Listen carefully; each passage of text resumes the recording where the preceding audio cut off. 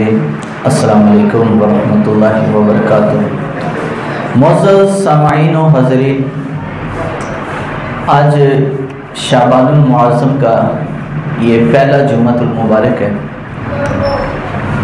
शाबानुल मुअज़्ज़म के शुरू में ही हज़रत सय्यदना इमाम आज़म इमामुल अइम्मा सिराजुल उम्मा हज़रत इमाम आज़म अबू हनीफ़ा नौमान इब्न साबित रज़ियल्लाहु ताला अन्हु का विसाल के अय्याम आते हैं। इमाम आज़म अबू हनीफ़ा के आधी से ज़्यादा दुनिया जिनके मसलक और जिनके मसाइले फ़िक़्ह पर चल रही है, आधी से ज़्यादा दुनिया इमाम मालिक, इमाम शाफ़ई और दीगर जो आइमा गुज़रे हैं इनको दुनिया कम जानती है, लेकिन इमाम अबू हनीफ़ा रहमतुल्लाह ताला अलैह को दुनिया ज़्यादा जानती है। उसकी वजह क्या है? हज़रत इमाम आज़म अबू हनीफ़ा रहमतुल्लाह ताला अलैह वो हस्ती हैं कि जिनके बारे में पेशन गोई मेरे नबी ने फरमाई थी और जिनको दुआ हज़रत मौलाए कायनात अली मुर्तज़ा ने दी थी। यार सुभान अल्लाह कहना तो बनती है ना। इतनी बड़ी बात की, बड़ी तहकीकी बात मैं कर रहा हूँ, कोई आम सी बात नहीं है। और बड़ी रात को जाग के तहकीक करके मैंने आपके सामने ये बात पेश की है। और आप ऐसे ना समझा करें कि मैं कुछ सुना कर जनाब, आजकल कई मौलवी ना यूट्यूब से सुन के तो जनाब आगे बात बयान कर देते हैं, ऐसे नहीं है।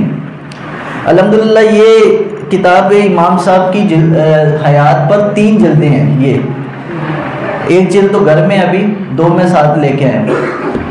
मुकम्मल ये सर्दी, ये पिछली सर्दियाँ गुजरी हैं, पूरी रात जाकर मुकम्मल मुताला किए मैंने, मुकम्मल फजर तक मुताला करता रहा। फजर की नमाज पढ़ के फिर मैं सोता था। तो हज़रत इमाम आज़म अबू हनीफ़ा रज़ियल्लाहु ताला अन्हु ये वो हस्ती हैं कि जिनकी बिशारत खुद किसने दी है? रसूलुल्लाह अलैहिस्सलाम ने। और जिनके बारे में दुआ बरकत की किसने की है? मौलाए कायनात अली मुर्तज़ा शेर खुदा ने।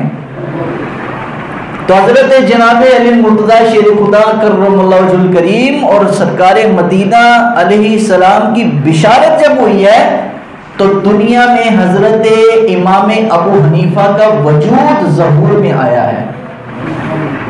अब आइए वो हदीस कहाँ पर है? ये हदीस सही बुखारी में भी है। जो लोग कहते हैं भाई इमाम अबू हनीफ़ा रहमतुल्लाह अलैह के मानने वाले सही बुखारी नहीं मानते, मैं कहता हूँ सही बुखारी में ही मैं इमाम अबू हनीफ़ा का तुम्हें इशारा दिखा देता हूँ जो खुद रसूलुल्लाह की ज़ुबानी है। सही बुखारी में भी है, इमाम इब्न कसीर ने भी ये रिवायत की है। और किताबुल जुमा जो सूरह जुमा है कुरान शरीफ में, इसकी तफासीर उठाकर देख लें जो अल्लाह ताला ने आयत मुबारका नाजिल फरमाई, व आखिरीन मिनहुम लम्मा यल्हक़ू बिहिम, कि अल्लाह ने फरमाया कि बाद में आने वाले जो लोग होंगे वो मिल जाएंगे पहले वालों के साथ। हालांकि वो आएंगे बाद में, लेकिन पहले वालों की तरह उनकी तबीयत, औसाफ, किरदार वो पहले वालों की तरह होगा। यानी जो ज़माने नबूवत में जिन लोगों के औसाफ व कमालात थे वो बाद वालों के अंदर भी वही गेट्स, वही आदात और खसाइल मौजूद होंगे। तो हुजूर अलैहिस्सलाम ने जब ये आयत करीमा नाज़िल हुई नबी अलैहिस्सलाम पर, तो हुजूर ने फरमाया कुन्ना जलूसन इंद नबी सल्लल्लाहु अलैहि वसल्लम फउनज़िलत अलैहि सूरतुल जुमा। फरमाया हम हुजूर के पास बैठे थे, हज़रत सैयदना अबू हुरैरा फरमाते हैं, तो सरकार अलैहिस्सलाम पर यह आयत मुबारक उतरी, व आखिरीन मिनहुम लम्मा यल्हक़ू बिहिम। तो क़ाल क़ुल्तु मन हुम या रसूलल्लाह, या रसूलल्लाह ये कौन लोग होंगे कि जो बाद में आएंगे? सहाबा ने ये सवाल किया रसूलुल्लाह अलैहिस्सलाम से कि रसूलल्लाह ये खुशबख्त लोग, ये कमाल वाले लोग कौन हैं? तो मेरे आका सल्लल्लाहु अलैहि वसल्लम ने क्या इरशाद फरमाया, तो ये 3 दफा हुजूर से पूछा, फलम युराजिहु हत्ता सअला सलासन, 3 दफा हुजूर से सहाबा ने पूछा, हुजूर खामोश रहे। फिर उसके बाद वफीना सलमानुल फारसीयु, हुजूर के पास सलमान फारसी भी मौजूद थे, हजरत सलमान फारसी रजी अल्लाह ताला अन्हु। तो सरकार अलैहिस्सलाम ने वादा रसूलुल्लाह सल्लल्लाहु अलैहि वसल्लम यदहु अला सलमान, हुजूर ने अपना हाथ हजरत सलमान फारसी रजी अल्लाह ताला अन्हु की पुष्ट पर रखा और रख कर हुजूर ने क्या फरमाया, फरमाया सुम्मा क़ाल लौ कानल ईमानु इंद सुरैया लनालहु रिजालन औ रजुलुन मिन हाउलाई, फरमाया अगर दीन और ईमान सुरैया सितारे पर भी पहुंच जाए तो सलमान फारसी के कौम के लोगों में से कुछ लोग होंगे और कुछ एक बंदा होगा कि सुरैया सितारे से भी जाकर दीन ढूंढ के ले आएगा, वहां से भी जाकर दीन ले आएगा। तो मुहद्दिसीन ने इसके बारे में बताया कि ये सलमान फारसी चूंकि फारस से थे तो हुजूर ने फारस का इशारा किया कि फारस में से कुछ लोग होंगे। तो फरमाया इससे मुराद कौन है, फरमाया हजरत इमाम अबू हनीफा की ज़ात है, क्योंकि इमाम आज़म अबू हनीफा फारस में से थे, अरबी नस्ल नहीं थे, फारसी नस्ल थे। अब इमाम अबू हनीफा रहमतुल्लाह ताला अलैह की बिशारत तो हो गई। अब आइए हजरत इमाम अबू हनीफा रहमतुल्लाह अलैह की दुआ जो हजरत अली ने की है, हजरत सैयदना अली इब्ने अबी तालिब, हजरत इमाम आज़म अबू हनीफा के पोते इस्माइल बिन हम्माद वो बयान करते हैं, इमाम अबू हनीफा के पोते वो फरमाते हैं मेरे दादा अबू हनीफा नौमान इब्ने साबित रजी अल्लाह ताला अन्हु के बारे में फरमाया ये उनकी शान मर्तबा है, वन नौमानुल मुर्ज़बानु अबू साबित हुवल्लज़ी अहदा अली इब्ने अबी तालिब, फरमाया मेरे परदादा हजरत इमाम अबू हनीफा के दादा वो हजरत अली के हाथ पर मुसलमान हुए, हजरत अली के हाथ पर मुसलमान हुए। इमाम अबू हनीफा के जो दादा थे और इमाम अबू हनीफा के पोते बता रहे मेरे परदादा मुसलमान हुए मौला अली के हाथ पर। और फरमाया जब उनके हाथ पर मुसलमान हुए तो फरमाया तो दिन आया नौरोज का, ये फारसियों और ईरान के अंदर एक जश्न होता था, एक मेला होता था नौरोज का दिन। इस दिन लोग मेला और ईद मनाया करते थे, जैसे हमारा ईद का दिन होता है, ईद उल फितर है या ईद उल अज़हा है, तो इनका भी ईद का दिन होता था। तो इन्होंने क्या किया, जब नौरोज का दिन आया, चूंकि एक रस्म रिवाज थी फारस में कि नौरोज वाले दिन लोग जश्न करते, जैसे हमारी ईद वाले दिन यहाँ पे जनाब सवैयाँ बनती हैं, मीठे खाना और फालूदा और पता नहीं क्या क्या चीज़ें, तो उसने फालूदा बनाकर हजरत मौला अली की खिदमत में पेश किया। जब हजरत अली की खिदमत में पेश किया और वकीला ज़ालिका फिल महरजान, और कहा कि ये आज खुशी का दिन है, आज खुशी का दिन है तो आप ये खाइए। हजरत अली ने क्या कहा, मौला कायनात जनाब अली मुर्तज़ा शेर खुदा कर्रमल्लाहु वजहुल करीम ने फरमाया, आप फरमाते हैं फ़क़ाला महरिजूना कुल्लु यौमिन, फरमाया ए नए मुसलमान होने वाले तुझे पता नहीं है कि कुफार की तो ईद साल बाद होती है, महरिजूना कुल्लु यौमिन, मुसलमान का तो हर आने वाला दिन ईद का दिन है। तो उसने चूंकि हजरत अली की खिदमत की, हजरत अली ने खैर खुशी से उसने दिया था, हजरत अली ने तोहफा कबूल किया। और ज़हबा साबितुन इला अली इब्ने तालिबिन व हुवा सगीरुन, और फिर जब उनके घर बेटा पैदा हुआ नौमान बिन मरज़बान, जूता इसका नाम था, लेकिन हजरत अली ने इसका नाम चेंज करके नौमान रख दिया था। हजरत इमाम अबू हनीफा के दादा का नाम भी नौमान था और इमाम अबू हनीफा का अपना नाम भी नौमान है। तो इनके जब घर बेटा पैदा हुआ, साबित उसका नाम था, जो हजरत इमाम अबू हनीफा के वालिद है। तो उसको उठाकर हजरत अली की खिदमत में लेकर गए। अब मैं उस बात पर आ रहा हूं कि इमाम अबू हनीफा की जात इतनी बड़ी जो बनी है, इसके पीछे जिस चीज का असर है वो हजरत मौलाए कायनात अली मुर्तजा की दुआ का असर है। तो फरमाया, मैं नौमान फरमाते हैं जो हजरत अली मुर्तजा शेर खुदा रजी अल्लाह ताला अन्हु के ताबई है, आपकी सोबत में बैठने वाले आपके गुलाम है, हजरत नौमान इब्ने साबित के दादा। कहा, मैं साबित अपने बेटे को लेकर चला गया हजरत अली के पास, वो छोटे से थे। फदआ लहू बिल बरकती फीही व फी ज़ुर्रियतिही, तो हजरत अली ने हाथ उठाए, या अल्लाह इसको भी बरकत नसीब फरमा और इसकी आने वाली जो नस्लें हैं या अल्लाह उसको भी बरकत नसीब फरमा, उसमें उलमा सुलहा नेक औलिया पैदा फरमा।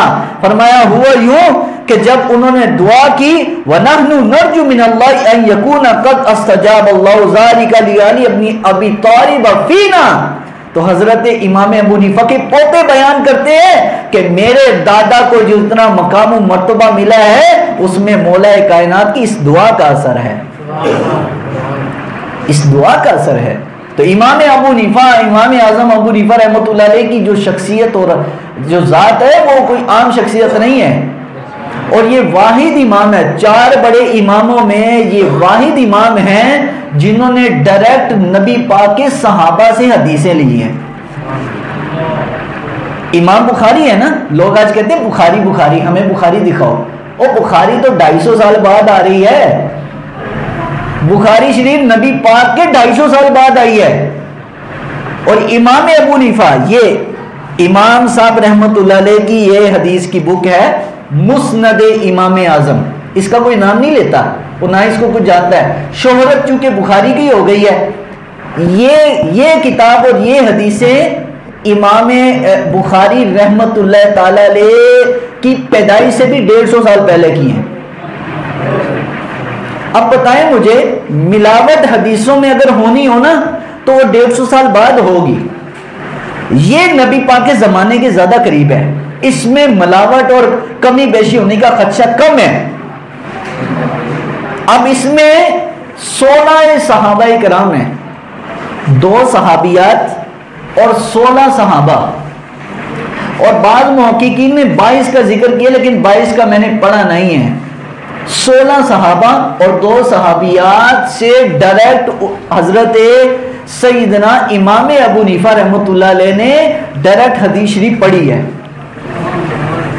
अब आइए, ये है मुस्नद इमाम आजम। इमाम अबू हनीफा रहमतुल्लाह अलैह को मानने वालों अपनी किस्मत पर नाज करो। हम ऐसे इमाम के मानने वाले जिन्होंने सहाबा को देखा और सहाबा की शागिर्दी इख्तियार की है। इमाम मालिक हो, इमाम शाफई हो, इमाम अहमद बिन हंबल हो, अदब हम सबका करते हैं। हम उन गुस्ताखों की तरह नहीं है कि इमाम आजम अबू हनीफा को तो 17 हदीसें आती थी, और मैंने कहा तो पागल 17 हदीसें जो आती थी, हम वो कौन सी हदीसें कहते हैं कि कौन सी 17 हदीसें आती थी? हाँ, हम कहते हैं इमाम अबू हनीफा को 17 हदीसें आती थी, लेकिन वो हदीसें आती थी जो डायरेक्ट उन्होंने नबी पाक के सहाबा से सुनी है। वैसे इमाम अबू हनीफा रहमतुल्लाह ताला अलैह को 5 लाख से ज्यादा हदीसें याद थी। वो अलग बात है कि इमाम अबू हनीफा ने स्पेशलाइजेशन जो की है वो अभी मैं बाद में आऊंगा उस पर, कि आपने हदीस में काम क्यों नहीं किया। लोग कहते हैं ना जनाब, हनफी जो लोग हैं ये हदीस की बात कम करते हैं, मसाइल की गुफ्तगू ज्यादा करते हैं। अब मैं उस पर भी आऊंगा क्यों हम करते हैं। अब आइए, हजरत इमाम अबू हनीफा रहमतुल्लाह अलैह किस जमाने से दीन की तरफ आना शुरू हो गए। हजरत ये है मुस्नद इमाम आजम किताबुल इल्म, खोलेंगे सफ़ा नंबर 20 पर, जहां से ये मुस्नद इमाम आजम हदीस की किताब स्टार्ट होती है। किताबुल इल्म से ये हदीस नंबर 3 है, तीसरी हदीस जो बयान कर रहे हैं हजरत इमाम अबू हनीफा खुद बयान कर रहे हैं। फरमाया, वुलिदतु सनतन समानीना व हजजतु मा अबी सनतन सित्तुन व तिस्ईन। फरमाया, मैं छोटा सा था, मेरी उम्र फरमाया उस वक्त 7 साल थी, 7 साल मेरी उम्र थी और मैं अपने वालिद के साथ 87 सने हिजरी 87 हिजरी में, और फरमाया मेरी उम्र 7 साल थी, मैं अपने वालिद के साथ फरमाया हज करने के लिए गया। इमाम अबू हनीफा बयान कर रहे हैं, और उस ज़माने का हज सहूलतें भी कोई नहीं, मुश्किलात भी कैसी।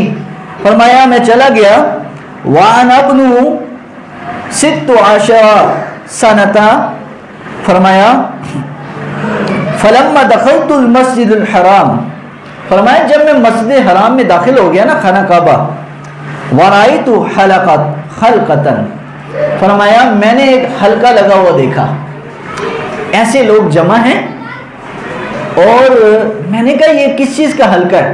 हलकतन अजीमतन, बहुत बड़ा हल्का था, बहुत बड़ा हजूम लगा हुआ। फ़क़ुलतु लि अबी हलकता मन हाज़िही, फरमाया मैंने अपने वालिद से कहा, अब्बा जान ये जो हजूम लगा है ये किस चीज़ का रश है? तो फ़क़ाला हलकतन अब्दुल्लाह इब्नुल हारिस इब्नु जुज़ अज़्ज़ुबैदी साहिबुन नबी सल्लल्लाहु अलैहि वसल्लम, फरमाया बेटा ये जो हलका है, ये जो हजूम है, ये जो जलसा है, ये कोई आम जलसा नहीं है, ये नबी पाक के सहाबी हजरत अब्दुल्ला बिन हारिस अल जुज़ अज़्ज़ुबैदी रज़ी अल्लाह ताला अन्हु, नबी पाक के सहाबी का जलसा है। तो फरमाया फ़तक़दिमतु समिअतुहु यक़ूल, फरमाया मैं भी जाके आगे होके रास्ता बनाकर आगे होके उनके कदमों में जाके बैठ गया। ये है आदाब, कुछ लेना हो तो उसके लिए अदब से आपको अपना आप झुकाना पड़ता है। तो कोई कहे कि मैं अपनी अकड़ से कुछ लेना चाहूँ, ऐसा नहीं हो सकता। आजिज़ी के साथ, इनकिसारी के साथ। इमाम अबू हनीफा ने बता दिया 7 साल की उम्र है, आने वाले दौर का और करोड़ों लोगों का इमाम है, लेकिन हजरत अब्दुल्ला बिन हारिस अल जुज़ अज़्ज़ुबैदी रज़ी अल्लाह ताला के कदमों में बैठा है, और बैठ के फरमाया उनसे अर्ज़ किया कि आप हमें बताएं कि हुजूर सल्लल्लाहु अलैहि वसल्लम ने क्या फरमाया। फरमाया समीअतु रसूलुल्लाह सल्लल्लाहु अलैहि वसल्लम यक़ूल मन तफ़क़्क़ह फ़ी दीनिल्लाहि कफ़ाहुल्लाहु तआला मुहिम्मुहु व रिज़्क़ुहु मिन हैसु ला यहतसिब। फरमाया मैंने अल्लाह के हबीब सल्लल्लाहु अलैहि वसल्लम की ज़ुबान से सुना। फरमाया ज़ईफ़ थे तब हज़रत अब्दुल्ला बिन हारिस, ज़ईफ़ थे, चूँकि हज़रत इमाम अबू हनीफा जिस ज़माने में पैदा हुए सहाबा का आखिरी ज़माना था। सहाबा उस ज़माने में तकरीबन दुनिया में जो जिंदा सहाबा थे उनकी तादाद 100 में भी नहीं थी, 100 से भी कम सहाबा रह गए थे। फरमाया बिल्कुल ज़ईफ़ थे। उन्होंने फरमाया हमें हदीस सुनाई कि हुजूर ने फरमाया कि जिस शख्स ने अल्लाह ताला के दीन में तफक्को पैदा की, हदीस रिवायत नहीं की, दीन हदीस में तफक्को, समझ बूझ, हदीस की फकाहत जिसमें पैदा हो गई, फरमाया अल्लाह उस बंदे के हर ज़रूरत के लिए काफ़ी है। जिसने दीन की समझ बूझ हासिल की, दीन सीखने की कोशिश की, अल्लाह उसकी हर ज़रूरत के लिए क्या है भाई? सारे बोलिए काफ़ी है। मुहिम हो, हर मुश्किल के लिए काफ़ी है। वरिज़्क़ुहु मिन हैसु ला यहतसिबु, फरमाया और उसको अल्लाह ऐसी जगह से रिस्क देता है जहां से उसका गुमान भी नहीं होता। ये इमाम अबू हनीफा सहाबी रसूल से, और इस तरह की मैं एक नहीं 16 हदीसें सुना सकता हूँ जो हज़रत इमाम अबू हनीफा ने सहाबा से सुनी हैं।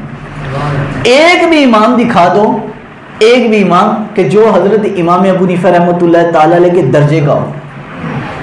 अब आइए कि इमाम अबू हनीफा ने हदीस में क्यों नहीं काम किया, आपने फिक़ह के अंदर क्यों काम किया? देखिए, एक है हदीस रसूल, कुछ मसले वो हैं कि जो कुरान मजीद में डायरेक्ट आपको मिल जाते हैं, उसमें तावील नहीं हो सकती, चेंजिंग आप कर ही नहीं सकते। कुछ वो हैं जो आपको कुरान में मिल जाते हैं, कुछ वो हदीस में मिल जाते हैं। और तीसरा दर्जा वो है जो इज्तिहाद का दरवाज़ा है, जिसमें नए नए मसाइल आते हैं। जैसे इमाम अबू हनीफा के दौर में एक मसला आया इमाम साहब के पास कि इमाम साहब रहमतुल्लाह अलैह के दौर में कूफा की एक औरत ने पैगाम भेजा कि वो सीढ़ियों पर चढ़ रही थी ऊपर छत पर। अब वो सीढ़ियों पे खड़ी, उसके शौहर ने कहा अगर तू नीचे उतरी सीढ़ियों से तो तुझे 3 तलाकें, और अगर तू ऊपर चढ़ी तो तुझे 1 तलाक। अब वो बेचारी वहीं की वहीं खड़ी, इमाम साहब को पैगाम भेजा कि मैं अब क्या करूं। अब बताएं भाई, ना तो ये मसला कुरान में है ना तो ये हदीस में है, अब कहां से इसका हल तलाश करोगे? ये इसका मसले का हल कहां से होगा?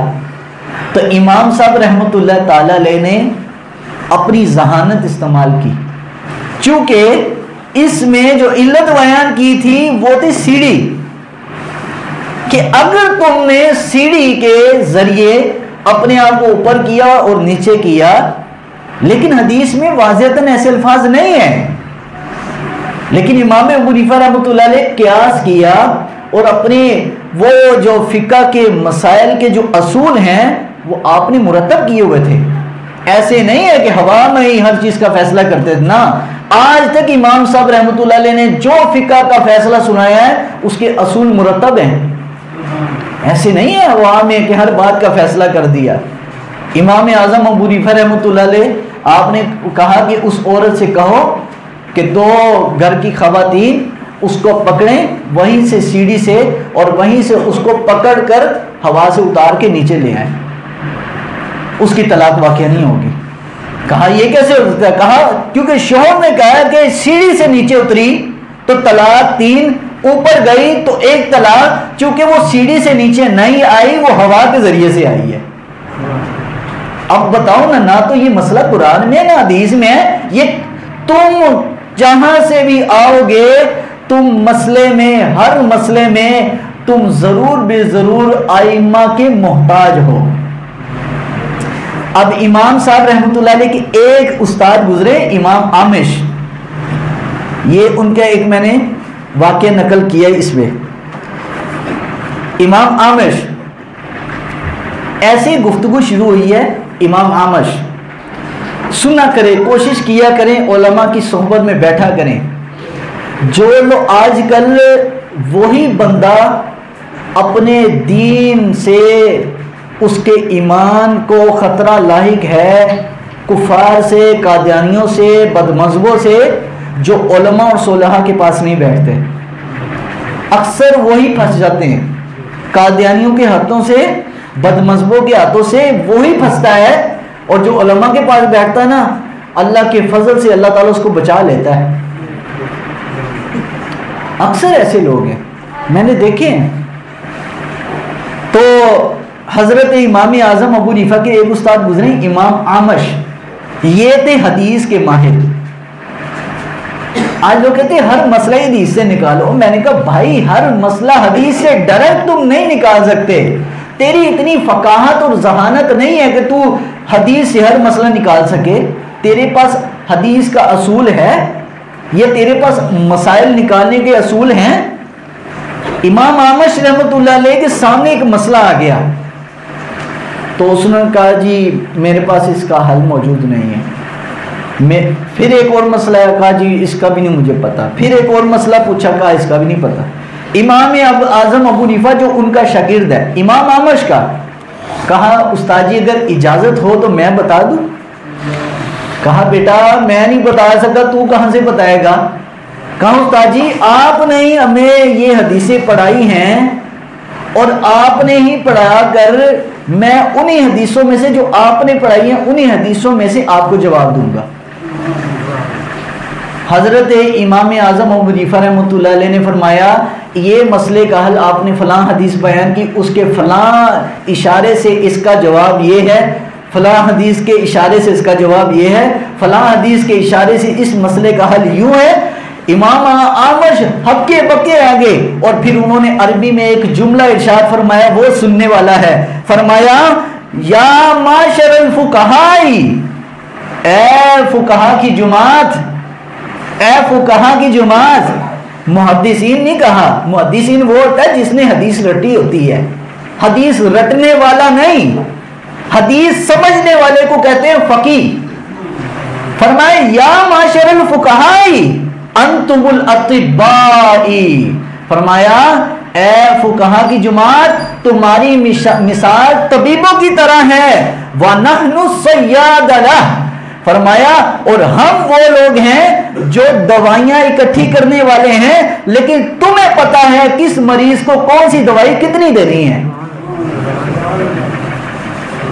अब देखो ना, मेडिकल स्टोर है, अब आज हर बंदा ही उठ के अपनी मर्जी की मेडिकल स्टोर से दवाई लेना शुरू कर दे, खाना शुरू कर दे, तो उसका हल क्या होगा कि जनाब दिल के मरीज वालों को पित्ते की दवाई, पित्ते के मरीज वालों को आंख की दवाई, आंख के मरीज को कान की दवाई। उसको क्या पता भाई कौन सी दवाई किसको लगनी है। तो भाई ये तो जिस्म का मसला है ना, तो दीन का मसला इससे ज्यादा हसास है। तो लोग आज खुद कहते हैं जी असी खुद बुखारी पढ़ी है। वो आजकल निकला है कि इस्लाम 360, कहते हैं हमें हदीस नंबर बताओ। और मैं क्या भाई बैठ जरा इधर, हदीस नंबर बताओ। तुम हदीस नंबर, तेरी इतनी अकल है हदीस तू समझने वाली, पहले बैठ कर हदीस का माना समझ। पहले हदीस का मतलब क्या होता है, हदीस की इकसाम आती, और हदीस में लोगों ने कितने हेर फेर किए हुए हैं। और इमाम बुखारी करते हो, और यही जो कहते हैं बुखारी बुखारी, इन्हीं लोगों का इमाम बुखारी से कई मसलों में इख्तलाफ है। 3 तलाक़े सलासा वाला मसला, इमाम बुखारी रहमतुल्लाह ताला अलैह तलाक़े सलासा, 3 तलाकों को वो 3 मानते हैं, और यही अहले हदीस हज़रात 3 तलाकों को 3 नहीं मानते, कहते इको ही है। अब बताओ कहाँ जाए, फिर वहां पर इनको इस्लाम 360 नजर नहीं आएगा, कहते हैं वहां हदीस नंबर भी नहीं कहेंगे, वहां कहेंगे नहीं जी साडे जनाब इमाम शाफी तो ये कहते हैं। वो इमाम शाफी भी नहीं कहते, इमाम शाफी की जो दलाइल है ना चोरी करके बताते जी एंदा मतलब है ते एंदा मतलब है ते हजरत उमर ने इंज कीता है। मैं कहता नहीं भाई, बात यह है कहने की जो सल्फो सालिहीन का तरीका है ना पुराने लोगों का, उसको उस रास्ते को ना छोड़ो। हमने असल में जो नए नए लोगों का तरीका अडॉप्ट कर लिया है ना, नए सोचें, नए नए नजरियात, उसको छोड़कर पुराने लोगों के रास्ते को अपनाओ। तो इमाम अबू हनीफा रहमतुल्लाह अलैह की बस ये आखिरी बात कह के मेरा आज की बात ख़त्म। अभी बातें तो कई थी लेकिन मैंने वक़्त ख़त्म हो चुका है, आपकी विसाल की बात करनी है। इमाम अबू हनीफा रहमतुल्लाह अलैह का विसाल हुआ 150 हिजरी में, और ये हुकूमत थी उस ज़माने में अबू जाफ़र अल मंसूर की। जो भी आलिम बामल होगा ना और आलिम रब्बानीयीन अल्लाह वाला होगा, हक परस आलिम, अपने ज़माने की हुकूमत की उसके साथ लगती ही नहीं है। ये शुरू से चला आ रहा है। हज़रत इमाम अली मुकाम इमाम हुसैन से लेकर हज़रत खादिम हुसैन तक देख लो, इमाम हुसैन से लेकर खादिम हुसैन रिजवी रहमतुल्लाह अलैह तक देख लो। जब भी तुम्हें नजर आएगा ना हक परस उलमा के खिलाफ, उस जमाने की हुकूमत खिलाफ ही नजर आएगी।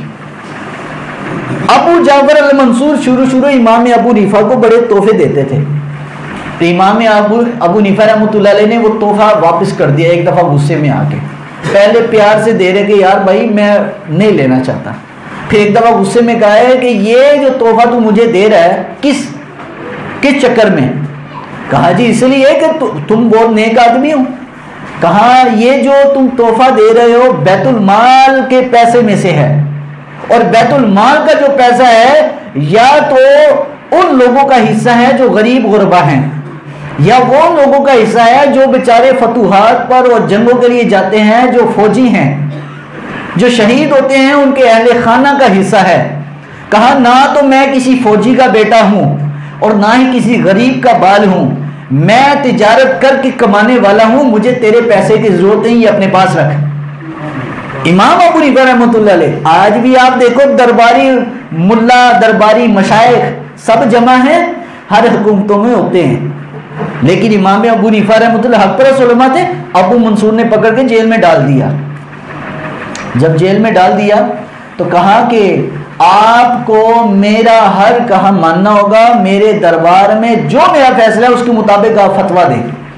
चूंकि लोग आपको मानते हैं, आपका कहा लोग मानेंगे कि चूंकि अबू जाफर मंसूर जो है, इसका फैसले पर इमाम अबू हनीफा ने दस्तखत और जो है मोहर लगा दी है, अब ये दीनी मसला हो गया। तो इमाम अबू हनीफा रहमतुल्लाह फरमाया, मेरी मौत भी वाक़या हो जाए तो कभी भी मैं मनसबे कज़ा को और ये चीफ जस्टिस का ओहदा कबूल नहीं करूंगा।